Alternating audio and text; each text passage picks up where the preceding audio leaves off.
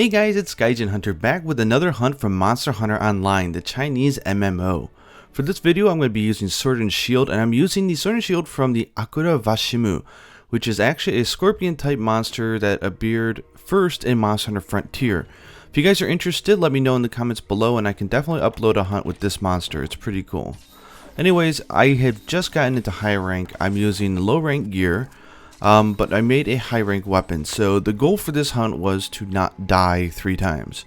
I just wanted to contribute and see if we can get to the end of the hunt. Luckily, it went pretty well. I also think it's a good show off of the difference between how they handled the Rathian and the Pink Rathian. So there she is. I really love the roar effect that you can see. It's almost like that the shock wave around its face. Okay, starting off as a good support hunter, painting the monster is always a good idea. And then again, I didn't think I was going to be able to contribute too much, so I went ahead and brought some traps. So there goes the trap hole. I also like how it springs really fast compared to how it does in the console. And it was time to whack ahead. I'm still getting used to the Sword and Shield. I haven't used it much at all in this game, and it does control a little bit differently than it does in the main series. For example, I think you could probably do a charge and attack from draw, but I haven't figured it out yet.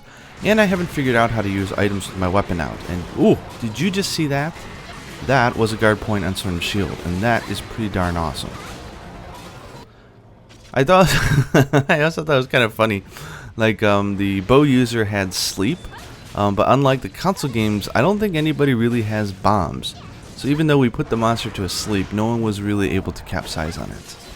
For those of you who are not aware, which I think would be probably pretty few, if a monster is sleeping in Monster Hunter, there is a damage modifier for the first hit that gets it.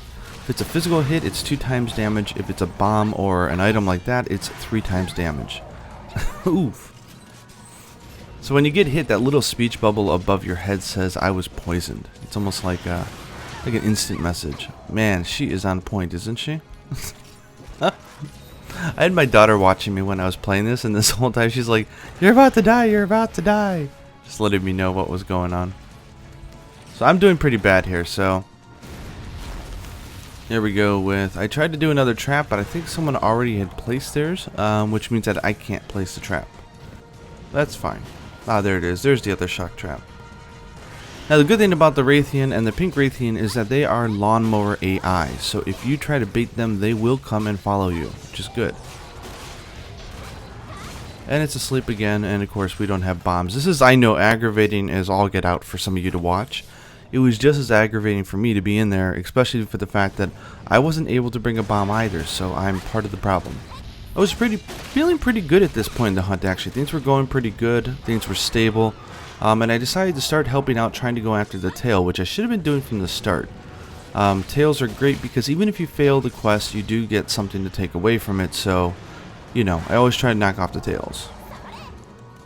And the Superman dive is so fun in this game. Yeah, I'm just being really cautious because my armor is so bad that I think 1 or 2 hits and I would be dead.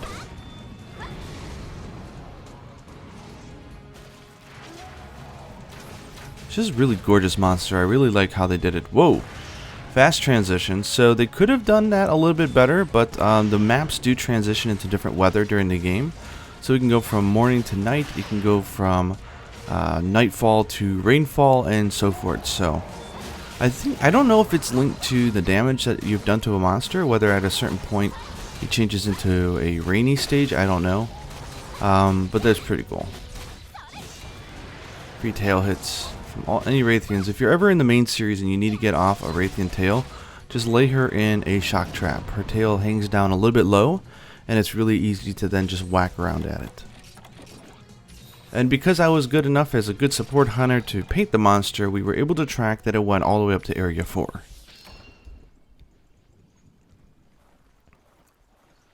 I had no idea what these guys were doing, so I decided to go ahead and pick up a pebble as well.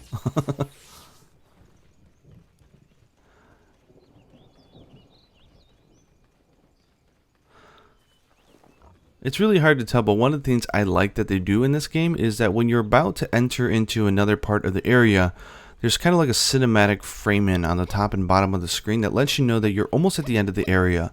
This is really good so you don't accidentally leave when you don't want to. And it's also a good indicator so you just know what's going on. I wasn't able to show it off in this map, but another crazy thing this game does is that if you're in a map where the next area connects to the map that you're in and you can see into that area, you can actually see the monsters doing everything in real time. So it definitely makes the game feel like it's open world and that it's totally connected. Even though you're safe because you're in a different area, you can see everything that's going on. Whack the tail. Give me your tail. Longsword users also doing really good at helping out with the tail cuts.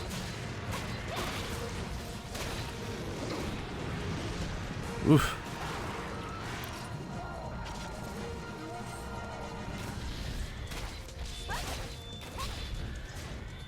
It's almost there, almost there. Wow, look at that whiffing. It's so bad.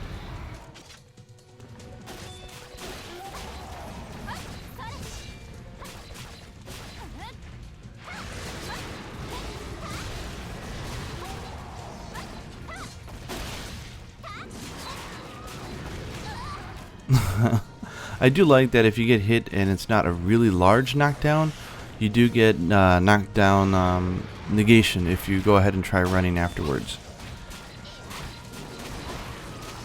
Give me your tail, girl. If I wasn't whiffing so bad. Ow. There we go. There's a death. So when you die, there's almost no lag in between the point where they cart you, which is kind of nice because it allows you to run and get back in the hunt pretty fast. Since you already saw the area, I'm going to fast forward. This little cat here is actually in the base camp, and I think it's limited to how many times per week you can use the cat. You can use some of your rare coupons to buy some emergency items like a trap or a potion or something like that.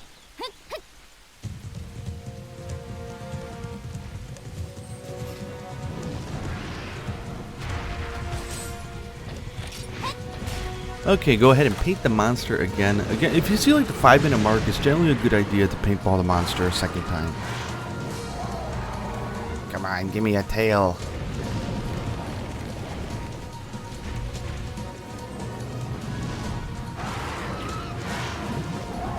She won't stand still.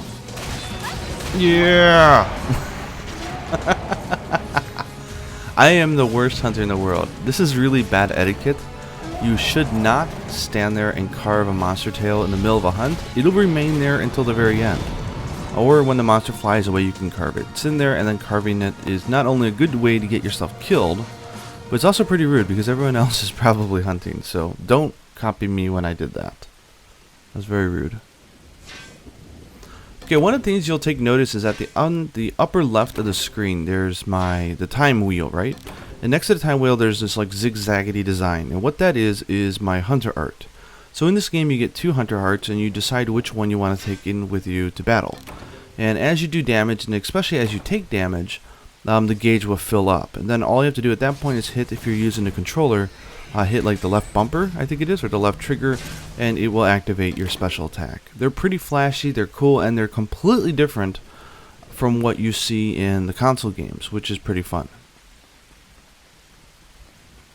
Running, running, running.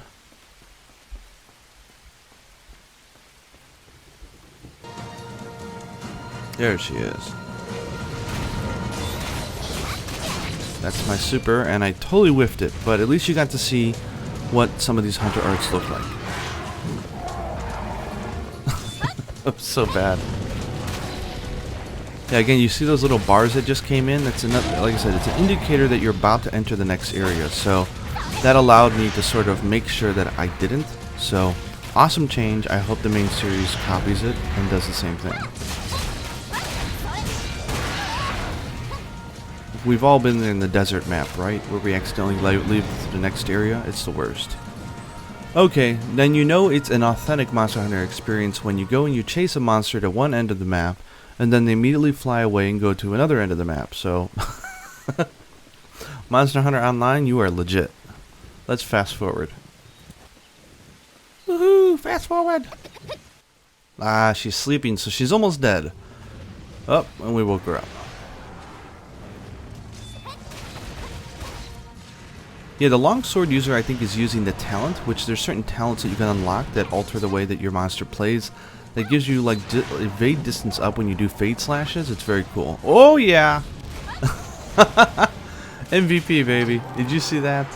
That little jump in the tail. Let's see that again. Oh man. That also shows you how good the hitboxes are sometimes. That was really precise. And lucky. Anyways, I hope you guys enjoyed the hunt. I know it was kind of long because I had pretty bad gear. But Monster Hunter Online is a fun game. It's free to play. It's only for China though. And there's my MVP picture of the tail cut. Anyways, hope you guys enjoyed the hunt. Until next time, happy hunting.